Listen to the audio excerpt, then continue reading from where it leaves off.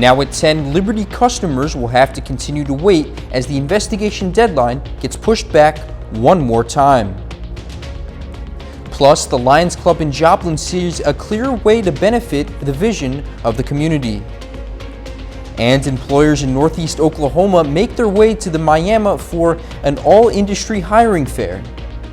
The 4 states' most watched news starts now.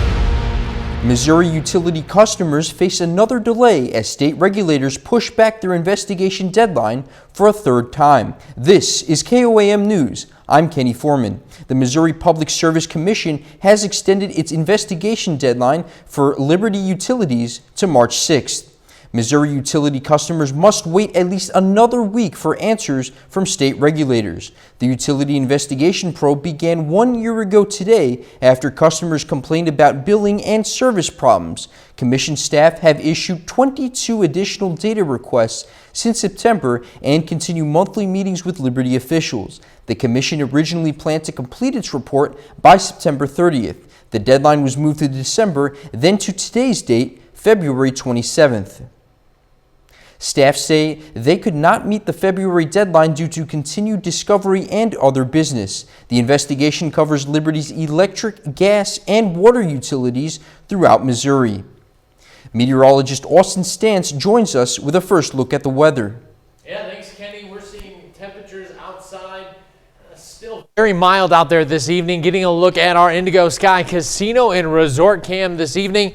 Mild, mostly clear evening tonight. We're going to see just a few passing clouds, but look at these temperatures. Enjoyable even at midnight. Still near 50 degrees. That's where we're going to hang out as we head into those overnight hours. Right around 50 degrees tonight.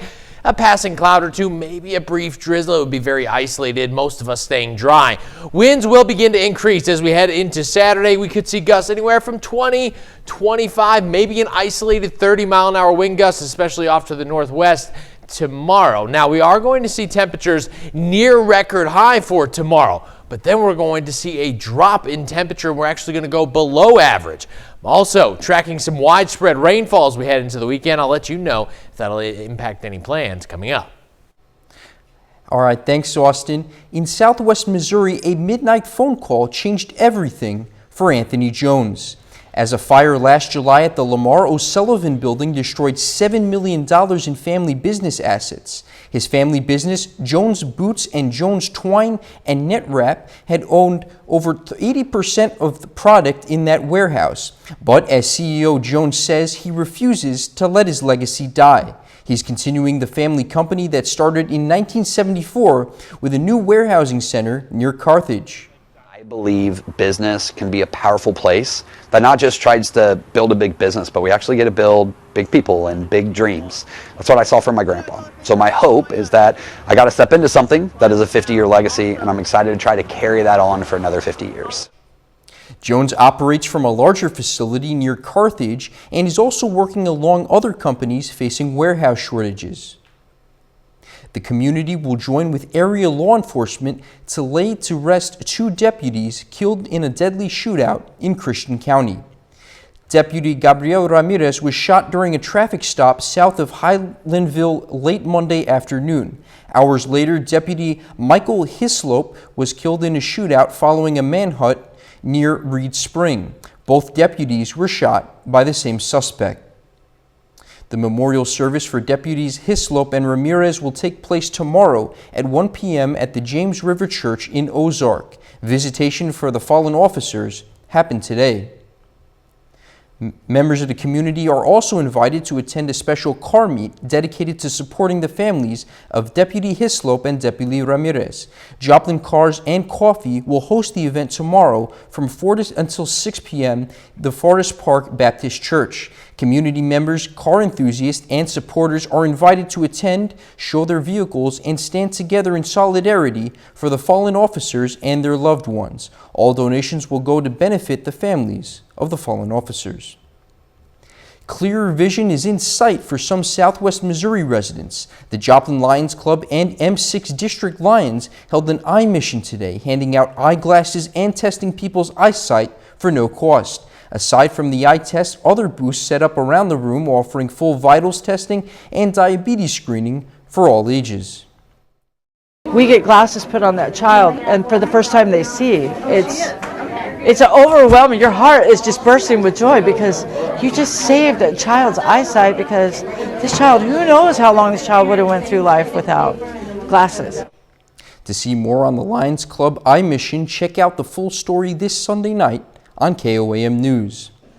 Miami residents are getting help finding new work today after the sudden closure of Hopkins Manufacturing left more than 80 people without jobs. The Oklahoma Employment Security Commission and city partners hosted an all-industry hiring event at the Miami Civic Center from 10 to 2. 19 area employers were on site talking with job candidates, and 5 additional companies that didn't attend left information. Former Hopkins employees say that they appreciate the community coming together to help them find new opportunities. It's wholesome. It definitely makes warms my heart up, because it shows that even in times like this, we can come together and help each other out, make sure we're all well supported and everything. The plant closed after federal prosecutors charged the owners of the parent company First Brands Group with multi-billion-dollar fraud. The Pittsburgh Area Chamber of Commerce hosted a special chamber coffee this morning with KOAM's own Chris Warner emceeing the event. This year's Biz Expo theme was Stars, Stripes, and Success, celebrating both the 250th birthday of the United States and the 150th anniversary of the city of Pittsburgh. The expo gives local businesses a chance to showcase what they offer the community. This year, this is our second year doing a one-day only event. Typically we have it Friday and Saturday, but we saw the crowds were really coming out on Saturday, so we're focusing on that day and using Friday for our coffee. So we have new vendors this year. About half of the ones are new, so we're excited to offer some more variety to the community. The expo will be running from 10 to 4 on Saturday. Students explored career opportunities in wood manufacturing today at Pitt State. Students and representatives from area companies participated in interviews and networking at the Crossland Technology Center. The event was part of a 2-day wood product manufacturing program designed to connect prospective college and high school students with full-time jobs and internships and scholarships in the industry. A public meeting ahead of progress on a pilot nuclear reactor project in southeast Kansas. Coming up, how the deep fission invites the community to weigh in. But up first, lawmakers grill Bill Clinton on his ties to convicted sex offender Jeffrey Epstein during a closed-door deposition. I'm Torian Small in Washington, what the former president has to say about his testimony. Former President Bill Clinton faced nearly 6 hours of questions from the House Oversight Committee investigating Jeffrey Epstein. As Torian Small reports, Republicans and Democrats on the panel that came to a New York suburb just miles from his home to conduct the deposition said Clinton was both cooperative and transparent.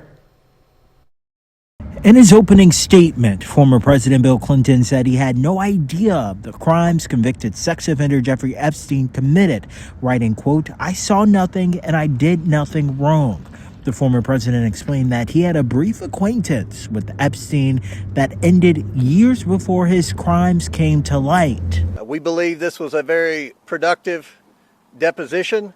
I will have to say that President Clinton answered every question, or attempted to answer every question. During Friday's deposition, lawmakers raised questions about photos like this one of President Clinton in a hot tub next to an unidentified woman.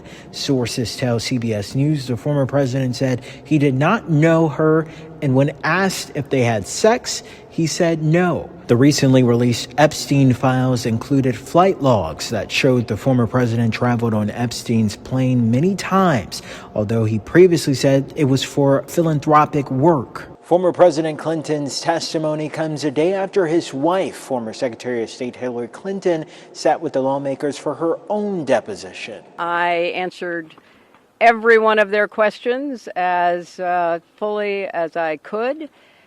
Based on what I knew, I never met Jeffrey Epstein, never had any connection or communication with him. Neither Bill nor Hillary Clinton has been accused of any wrongdoing. The deposition marks the first time a former president has been compelled to testify to Congress. Torian Small, CBS News, Capitol Hill. A source also confirms former President Clinton was asked several times if he visited Epstein's Caribbean island, and under oath, he responded that he had never been there. As it continues its work, the committee is scheduled to interview Jeffrey Epstein's accountant and his lawyer. NASA is making major changes to its mission to return American astronauts to the moon.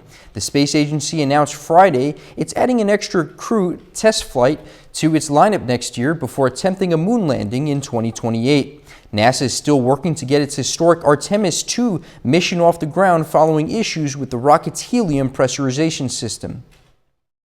Artemis II will launch on its historic mission in the weeks ahead. Artemis III will have its opportunity, if we can, by mid-2027, which sets us up for an early 28 and a late 28 opportunity. It's challenging, it's ambitious, but with this course correction, we are on a more stable foundation, a more realistic path to the milestones we have ahead. The Artemis II mission would send 4 astronauts on a loop around the moon, but not land on its surface. NASA is now eyeing an April launch for that test flight. Deep Fission plans a public event as they move forward on an experimental underground nuclear reactor in Parsons. The pilot program, if successful, could become a nationwide model. The company plans to place the reactor a mile underground using Earth's natural pressure and temperature for safety. Community members are demanding public transparency as the project advances through federal regulatory approval processes.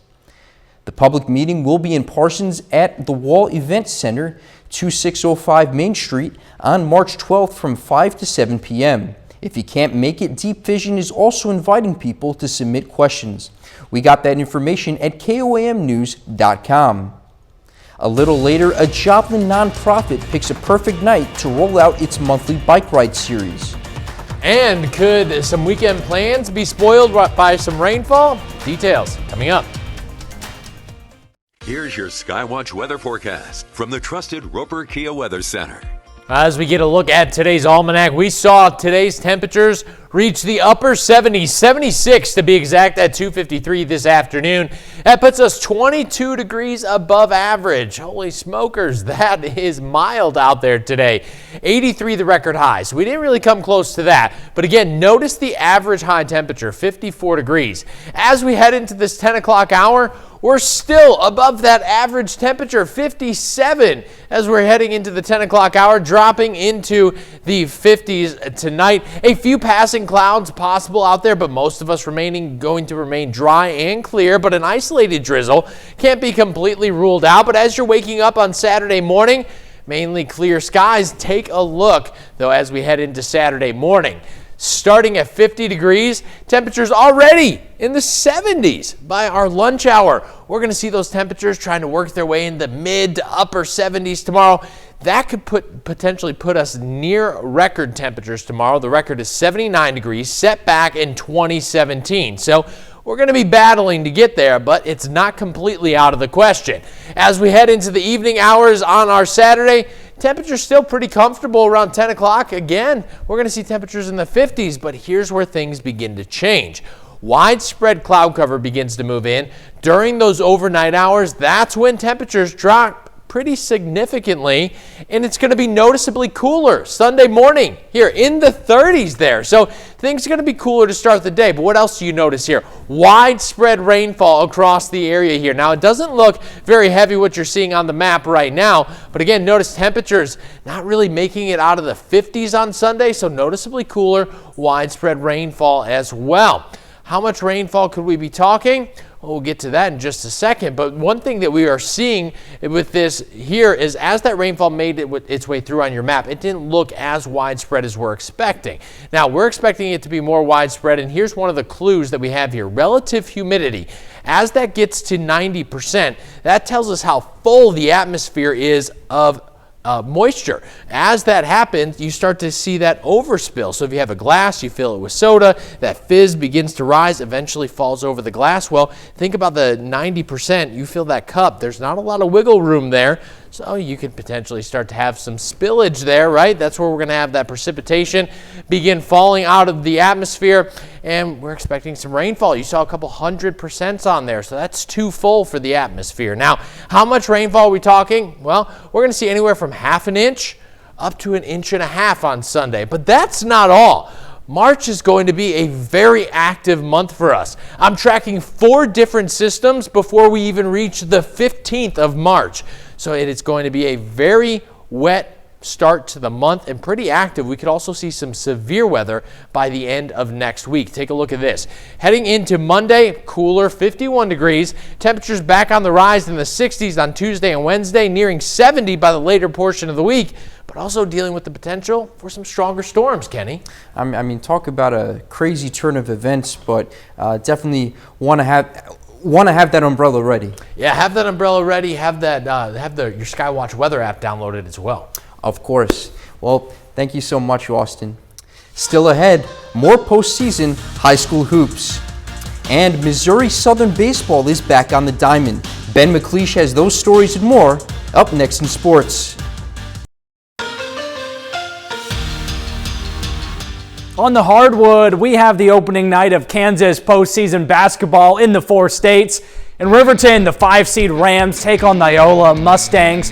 First quarter, Riverton up by 2, but it's Iola's Brooklyn Holloway in the corner, draining the triple for the lead. But the Rams respond with a vengeance. Ellie Helms pulls up from downtown, bang, and Riverton's back on top. The Rams wouldn't stop there. Rylan Thomason dribbling into a triple team. That leaves Avery Barnett wide open for the mid-range jumper.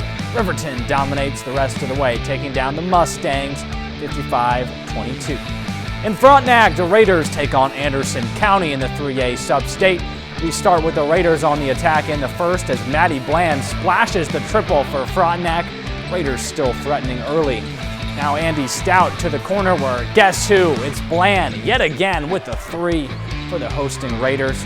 Bulldogs now on offense. Addie Somer with the pass to Lindsey Hughes, who knocks down a triple for Anderson County. Frontenac, though, takes care of business, 59-35. Colgan takes on Eureka in the 2A sub-state first round. Second quarter action, Joe Lomshek gets it out to Colton Simmons, rifles a pass down low to Brady Crossland, finishing with the layup for the Panthers. We move to the second half. Tyson Kuhn picks off this pass and takes it coast to coast for the easy Tornadoes bucket. And back with the Panthers now, Crossland bounces one down to Will Tremor, who finishes over the defender for another Colgan 2-pointer. The Panthers defend home court 56-30 and move on to Wednesday. Webb City wrapping up their regular season tonight against Joplin. All-time series between the two teams tied at 22. First period scoreless in the first few minutes, but Joplin's Frederick Taylor gets things going with a jumper. Eagles lead early, but here comes the former Eagle. Hudson Matheson drains the 3-pointer. He's hyped in front of his old home crowd. Webb City takes its first lead of the game. A bit later, some nice passing from the Eagles offense, and here's the Joplin senior again. Taylor knocks down the 3, and just like that, Joplin takes back the lead. The Eagles soar to the 42-39 win. Heading to the Diamond, Missouri Southern baseball opens up its weekend today after losing 2 out of 3 last week. The Lions faced off against Northeastern State under the Missouri sun. In the third inning with 2 outs, Stephen Osborne slaps one right back up the middle for the Riverhawks to bring in Jackson Gregory to make it 3-1 for the visitors. We move to the home half of the fourth. Lions still trailing by 2. Braden Lucart drives one to deep center field, chasing both the right and center fielders back before clearing the wall. That made it 3-2 still. In the fourth, Jason Lazo now lines one to deep opposite field, splitting the defenders and hopping up over the wall for a ground rule double. Both runners come around, but just one scores as Blake Jones is forced to retreat to third base. Lions would come back to get it done in a blowout, 13-3. Pitt State baseball and softball both also had wins today, extending their undefeated starts to the season. It's been an incredible start on the diamond for the Gorillas. You know, that's really cool to see, you know, for both teams, and even Missouri Southern. I mean, what a way to bounce back, you know, 13-3. So, you know, hopefully they can keep that rolling. Yeah, explosive offensive performance. Hopefully they can keep it going. Always nice when baseball is back in season. That's a look at sports. We're back after this. A Joplin nonprofit launched its monthly bike ride series today. Bike Walk Joplin will host critical mass rides on final Fridays through November. The organization champions biking and walking transportation safety in the community. The 5 to 6 mile slow rolls are designed to build a well-connected community. So we keep it short and slow so that riders of all ages and skill levels can join us. We don't want to be one of those really fast groups that does like 30 miles in a day. We want folks with small kids or who maybe have an e-bike or aren't as great mobility-wise to be able to join these groups and still feel like they're a part of a physical activity. Bike Walk Joplin will hold a paid event on April 11th called the Tour de Llama, starting at Empire Market and stretching to Webb City along the Frisco Trail. Final look at the weather? Yeah, it's going to actually be pretty nice out to get out there for a bike ride tomorrow if you're interested, but Sunday not so much. We are in some severe and even extreme drought conditions across the area. Rain begins on Sunday. We desperately need some, and there's plenty on the way as you look at your 10-day forecast here, and even the potential for some strong storms by late next week. Now, with all that weather, is that affecting sports at all, Ben? It sure is. Missouri Southern baseball's Sunday game has already been moved to a Saturday doubleheader. Of course, the indoor track championships on Sunday have not been affected because they're indoors. Well, you know baseball season's back when we're seeing the rain. Absolutely. Thanks for watching. We'll see you tomorrow. Have a good night, 4 States.